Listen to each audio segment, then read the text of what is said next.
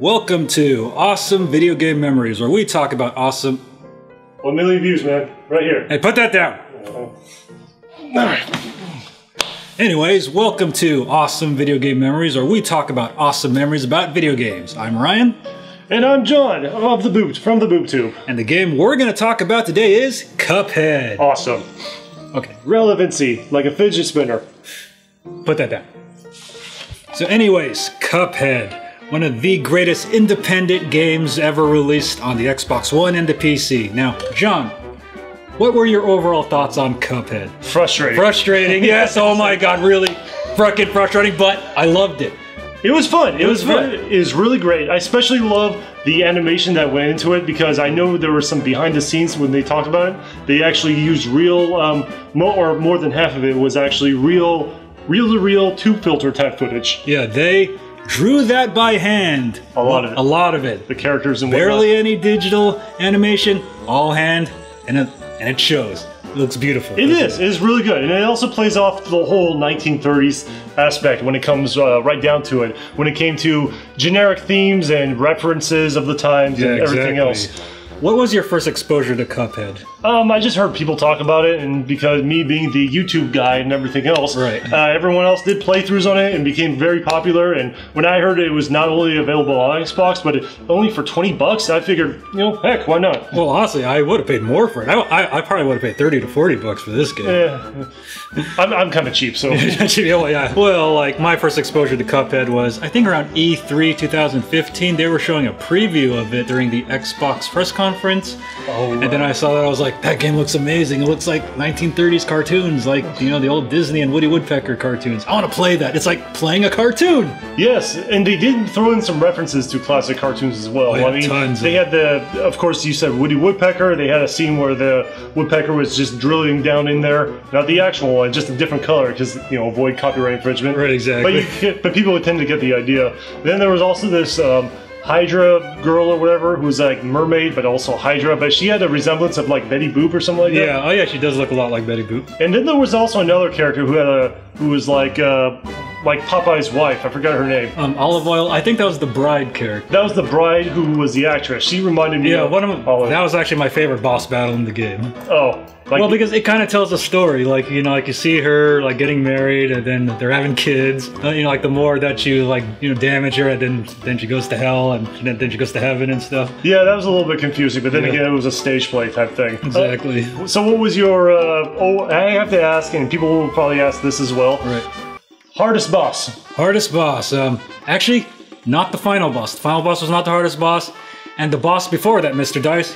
Not really the hardest either. No. If I had to choose one, I think it was the mad scientist when you're flying the plane. Oh, okay. Yeah, that one. Yeah. I think that was one I had the most trouble with. I think he was like the second hardest to me. I think, what was his name? Grim Matchstick, the dragon, was more harder for me because the thing about him was that he went through 3 different cycles, and I know a lot of bosses have different cycles throughout the game. Yeah. His was a little bit more unpredictable because the thing about him was that It's gotta keep spinning. Gotta keep spinning, so you can put that in the keyword. Spinning. It's not clickbait, people. Right. The thing about the dragon was that, yeah, it was difficult at first because you had to rely on moving platforms of the clouds, followed by his little fireballs having pretty much a mind of their own. At times you do get a bit of a pattern, but sometimes they just jump whenever they want to. Yeah, exactly. And I had trouble with that, but I think the hardest is when he had the 3 heads, because the thing was that when you were trying to shoot backwards, first I relied on the homing device, but the homing device didn't work because it shot the fireballs, which split in different paths.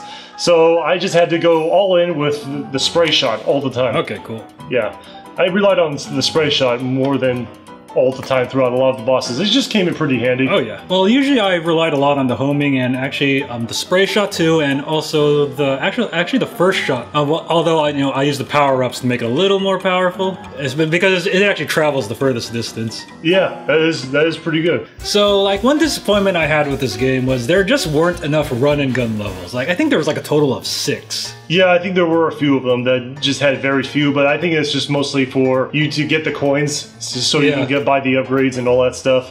Yeah, it was mostly just filled with boss battles. Yeah, pretty for the most part. Yeah, so like, what did you think was the hardest run and gun level? I thought that level at the pier was really hard. I got frustrated at it. Like, I remember at the end, like, you kind of have a bit of a clue on what to do. Like, you have to hit the octopus on top of the head, you know, just to get forward. But I didn't catch on to that right away.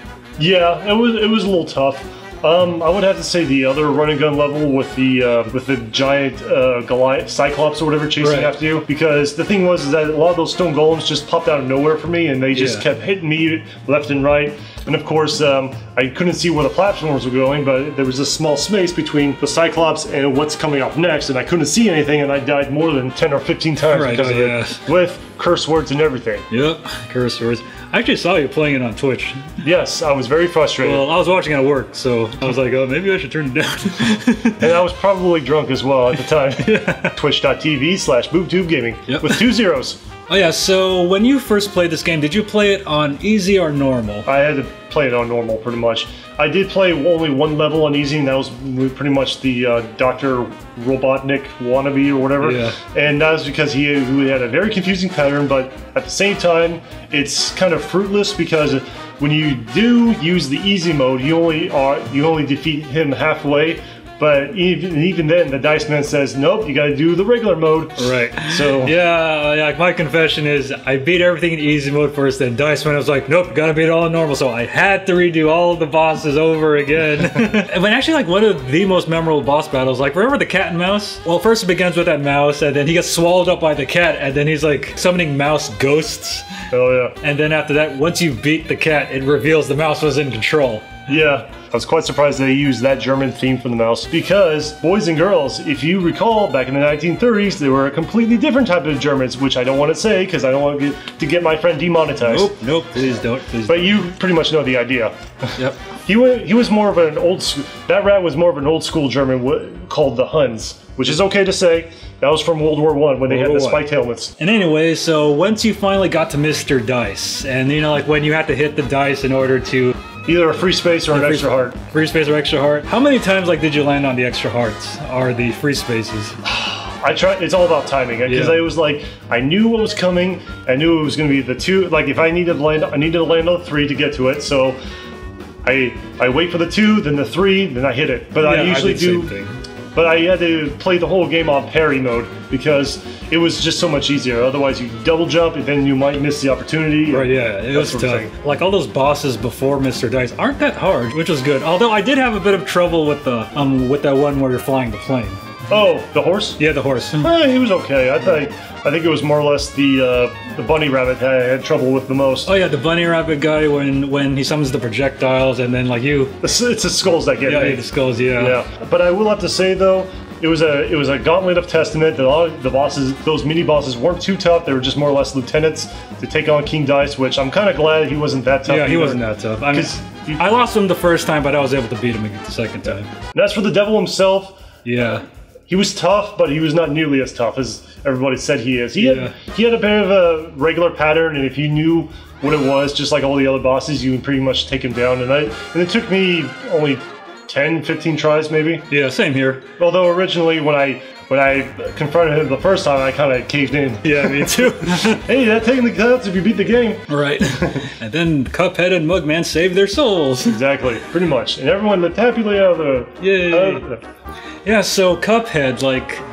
So I think Cuphead is a wonderful game. It's an amazing game for the Xbox and the PC. It's great. It's great for all ages and also for kids. If your kids want to learn any new curse words, it's the perfect game for them. Yeah, exactly. And I feel like the challenge is it's very difficult, but it makes you want to complete it. And I personally think this game is not journalist friendly. No, I've heard stories about that and everything else. So anyways, you can get Cuphead on the Xbox One or the PC for $19.99, and that should wrap up our episode of awesome video game memories about Cuphead. I'm Ryan.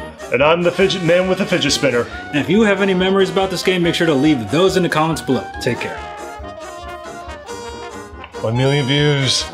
Put that down. Hey everybody, Ryan here, and I'd like to thank my good friend John, aka Magnetrex of the BoobTube, for collaborating with me in this review and for coming over to my place, and make sure you check out his channel right here.